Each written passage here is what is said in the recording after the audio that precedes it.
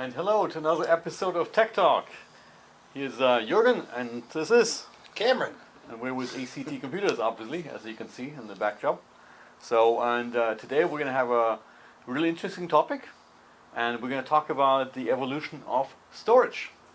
So, a lot to talk about, right? Yeah, so like in my lifetime, there's a bunch of changes, but you're even older. So Thank you. I'm sure there's a lot more changes in your lifetime. What was the first storage you had your hands on? First storage I used was actually tape drive, cassette tapes. My first machine was a Commodore VIC-20, which used cassette tapes. So you had basically like a cassette player, Right. and you just basically started playing it just like you do a record, just like anything like music.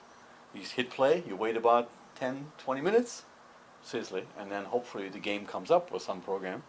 And then saving is the same way. You want to save something, you hit record and save it on it. Wow. So, and you had to wait for certain timings to make that work. Now, did that load into the computer's memory or the device's memory? Yeah, it just loaded as regular memory, just Okay. like tape does. And it just, once you turn the computer on and off, it's gone, obviously.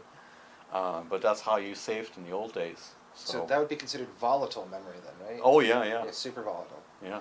Okay. So we're going to show off a couple different items here we have brought with us from our museum. If you're ever in the area, stop by. We're actually having a really cool show tomorrow. Not tomorrow, on Sunday.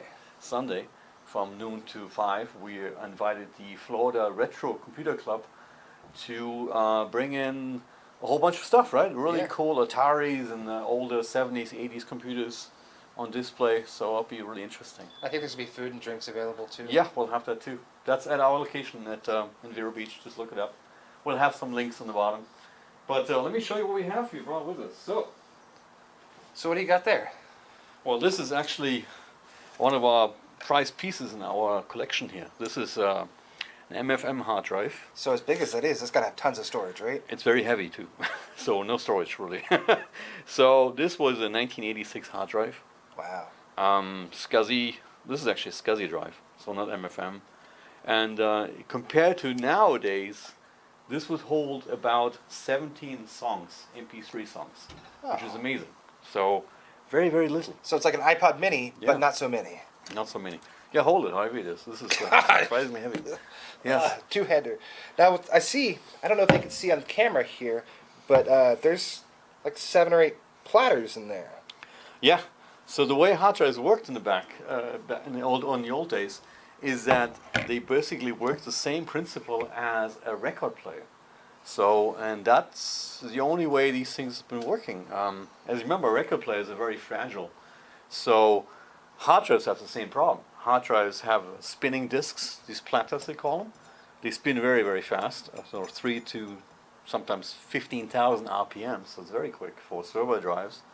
And you have the head here, the reading head going back and forth, reading in circles, concentric circles, what's on there. It looks just like the needle on a record. Exactly. Yeah. And so when you have a hard drive crash in the old days, that would basically that this head would touch the surface and start scratching it, and then there goes the data. Very expensive to So one thing I do like about this is if the screws on here are all hex, this is screwed.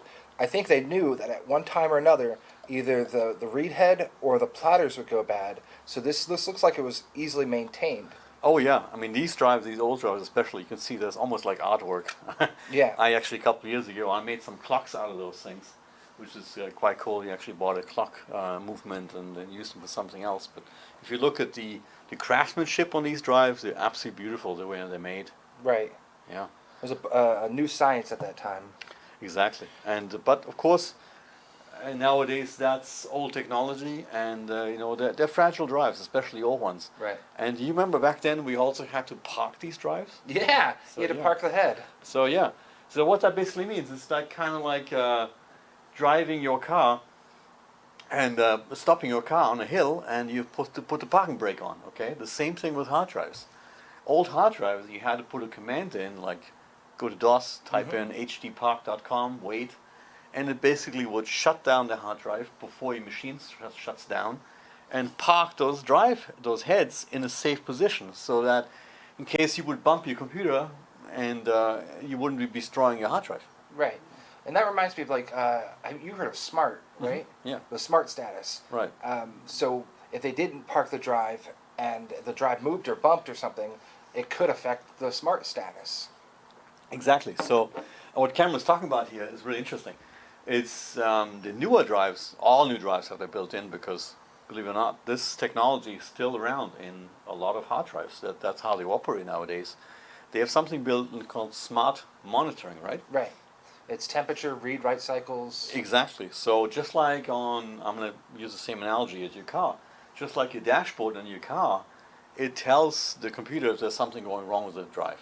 If it's spinning wrong, or there's vibration, or there's something heat built up, it will tell the machine, okay, hey, you should do something because your drive is about to fail, and back up your data. And we still use that nowadays. I know in our we offer remote monitoring to local businesses, and we'll get alerts that say pred fail, which is very similar to the smart system. We'll know, okay, that drive's about to go. We need to get our butts out there today to replace that. Right. And that helps clients because they could go over the weekend and Monday it's not working. But if we get the alert on Friday or Saturday, we'll go out there and they'll be back in business. Yeah, it's a very, very important tool. So let's move on to the next one. I'll get this one out of the shot. So this one's a lot smaller.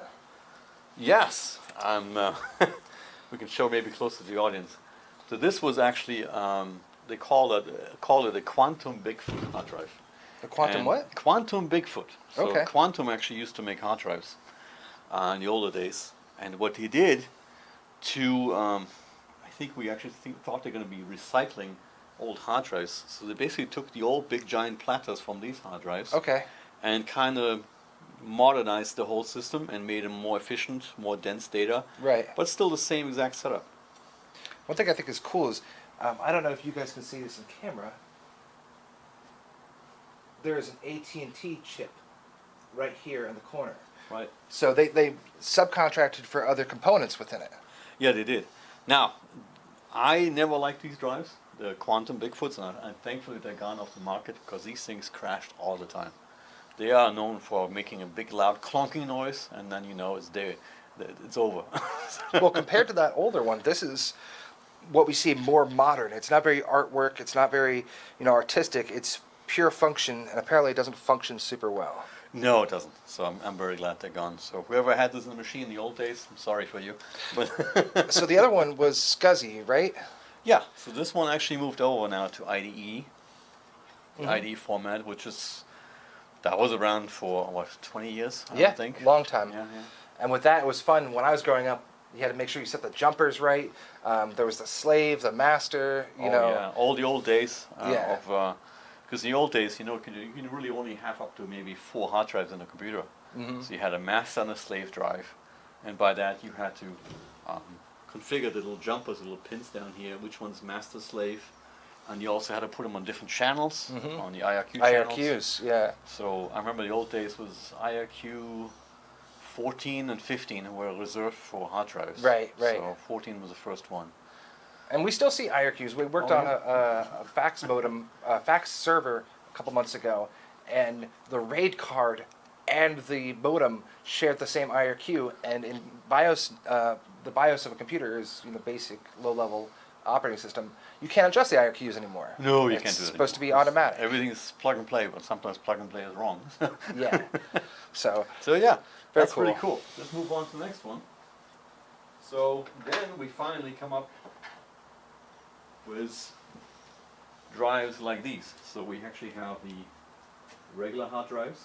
So we see these are the 3.5-inch hard drives, right? yes. And they now are using what's called the SATA interface. The plug itself is called SATA. Serial interface, so Yep. much faster and big improvement, right? In speed and ease of installation, right? Exactly, and the cords are a lot smaller. On those IDE drives, big ribbon cables, those gray cables that you see in the past. These guys are nice, slim. Right. You know. So most drives you see in servers and some computers too are regular hard drives like this. And A lot of security systems Right. still use the regular hard drive. because it's cheap, right? I Mhm. mean, the storage per gigabyte is so low. I think they just introduced up to, I think, 18 terabyte and one drive. I think Seagate has them now. Yeah. So you have to imagine 18 terabytes on one of those drives, and they cost a couple $100. Wow. It's amazing. So I felt very comfortable with that large amount of data on one of these guys because these are easily repairable. We actually work with a company called Drive Savers that has an ISO clean room. Yeah. White suits and everything. They could disassemble those, read the platters one by one, replace the heads. So with these, they're more easily recoverable. And even up to 18 terabytes, I feel comfortable. Yeah. I fought the transition to the next one we're going to talk about in a second because they were dying. That's true. So we also, before we get, so basically what I have in my hand here is a notebook hard drive. Same exact thing, just a small, they call it a 2.5-inch hard drive. Same exact thing, just that goes inside a polo machine. Same thing. Now, I might be wrong, but are the smaller ones generally a faster drive? No, they generally spin slower. Slower, okay. 3,600 RPM.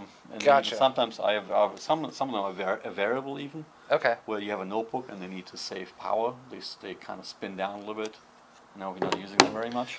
What we've seen with those smaller ones is if you have an iMac, probably 2015 to 2017, they use that small spinning drive and they go. And then replacing them is a little bit of a headache because you have to get the Apple Drive because of the temperature sensor. So they're still popularly used. These are my new favorite, besides Yes. the smaller ones. Yes. These are SSDs, solid state drives. Do you know how they work? Yeah, it's basically solid state memory. It's just memory based. So there's no more moving parts on these things. So the way I explain it to customers at the most basic level is that it's a grid. You know, a grid of each one of these cells has electrolytic fluid in it that maintains the charge level. So instead of writing data to a spinning disk, it's the voltage differences in each one of those cells that determines the data actually there. So, and obviously the biggest benefit here is there's no moving parts. So you don't have a motor that can die on you. You don't have a problem with vibration. So Yeah. you can drop these things Mm-hmm. and there's no problem whatsoever. And also power savings, right? Yeah, and they're super fast. You can bring a computer 10 years old back to life with one of these guys. Very affordable nowadays too. I think the prices are, 50, 60, 70, very low prices. One of our main business been the last for 2-3 years is replacing drives, regular hard drives with solid state drives. So if you bring a machine to us, for example, that's old, and it might not be worth fixing, you think, well, let's try put a solid state drive in it, and it will spring back to life better than it was new. Right, and we even do a recycling program where we take computers from people who have either bought new computers or they just don't want to have them anymore, and we'll bring them back to life with that 500 gigabyte solid state drive, and then mark them down for ridiculous low prices for college students, for parents, for people going to kids, So we Yeah. utilize those a lot. And did you just say 500 gigabyte solid state drive? Yes. Guess what? I got another one in my hand. This is the newest type right here. They call it an NVMe drive, correct? Yes. Yeah, that is an NVMe. There's the M.2 form factor and then also the standard NVMe. But that is incredibly tiny. You said 500. You could probably fit about 500 of those in here, but this Yeah. is only 17 MP3s, so probably about, 32 gigs? I can't even imagine how many MP3s will fit in this thing, but that's a new standard drive in most new computers. We build machines on ACT computers. We've done that for a long, long, long time. So, and we can actually show you here. This is one of our machines that we built. We've been building machines since 1995, believe it or not. Amazing. And we switched over to SSDs very early on, right? Okay. So, What's the benefit about buying a computer like this versus getting a Dell, Asus, something like that? well, something like this we build in very low volume, but we build them very precisely, and they're also wired properly. They have proper air cooling on it, proper airflow, and generally, if you buy a computer that's in a larger case like this, a regular tower case they call it, it will last you a lot longer. And what I like about it is the expandability. Yes. You can add media drives here, here, and here. It's got 6 PCI slots in the back you can add Right. things to. And we've had customers that we see them again at 10 years, 11, 12 years later, and they still have some of our original computers, and they're working off them every day. Right. So this particular one here is an i5. This is a business class machine, so we see those machines running 10, 15 years in some businesses, and they just work beautifully. As you can see, we have up front we have a 3D printed logo from ACT, so we 3D print everything right now, right? Yeah. Any kind of promotional stuff. We make keychains for companies who give us custom orders. We do teeth for dentists who often need their teeth very easily and fast. And let's open it up. Also, what's very important in most machines you don't see nowadays is every machine that we sell comes with a fully licensed version of Windows. Right. That means you have the actual sticker and you get the CD in the box. Exactly. For if you need to reinstall again. So you don't have any problems in the future. But I think customers, after shopping at Walmart or some lower end stores, I mean, I shop at Walmart too, but they see a $300 laptop and they don't understand that license key is $200 of that computer. So they're really only getting $100 worth of components. Exactly. Ours are reasonably marked. So what do we have here? So we can show that off a little bit. I see the NVMe in there. So there's actually the NVMe drive. The solid state drive is right in here. So situated just like that. And so that's your storage. Here you have the memory. A lot of expandability. Some machines you buy nowadays only come with 1 or 2 memory slots. Right. We insist of having at least 4. So this one can have up to 64. Now, didn't we just change? I think we were offering the business machines with only 16 gigs of RAM, but now we have the i7s with 32 and 2 terabytes of storage. Right. Like this, the i7s have 32 gigs of RAM. Yeah. We also have a business i9 machine in the same tower with 64 gigs of RAM. And I really wish business owners would understand that the owner should have an i9, because when you own a business, you do a lot of the work that other people aren't doing, or you catch all the slack for it. Yeah. So having a powerful machine like an i9 that'll last you easily 15 years because of the fact that it's a great processor. Yeah, yeah. You got to invest in your business. And you can see here, it looks very empty, but that's for a reason, because that's the airflow. You have a big fan up front, pulling the air out and in, so there's an airflow going around the machine. You have a nice big cooling fan, actually made by Intel, not some aftermarket brand, that's certified to work with the processor. Right. And so you have some real reliability here. You don't have to worry about something going crashing on you. And one thing, we've also built gaming machines too, but just like with these guys, we're concerned about what's called positive pressure. We want there to be a positive pressure in the case to push out everything. You want to have a good suck and output balance to a computer. And for that is professional wiring. So we have, all our technicians are very experienced in wiring, and we make sure that everything is out of the way. So you never want to see wires over the CPU getting caught in there. Also, I've seen that many times where a fan gets stopped by a cable and then the computer overheats. Yeah. So they need to be out of the way, they need to be zip tied down. Everything is organized and easy to see. You don't want to see a mess in there. So something you didn't mention that I find really important. Say you buy a computer from Best Buy, Walmart, Target, wherever. You normally have to deal with tech support that you can't understand, and having to ship it off and being out of a computer for weeks. Right. We do have a business loaner at our office in case you need any repairs. These guys all come with a 1-year warranty on parts, and we definitely make sure that you get a positive experience for many years to come. That's why we have so many business clients. Yeah. We have thankfully, we have some very loyal clients that keep on buying machines every 5 years, and they've done it for the last 25 years with us. So take a look at them. We have a link below in this video, so you can go online, shop online, look at them, and also look at the shop we just remodeled, right? Exactly, So yeah, we just put all brand new front desks and everything. Right, so come on in and see us. And we said more information on the website, and I think that's time for us. That's all we have. Yeah, so the moral we can get out of all this is invest in your business, and your technology will pay you back in fivefold. And then also, storage develops and grows. Who knows? The next storage might be holographic. But right now we feel comfortable and stable with the solid state drives. And if your computer's feeling slow, come on and bring it in. We'll be honest with you if it's worth to upgrade, or we might have some other options. Right. So we really appreciate your time today. Great. Thank you so much. See you next time.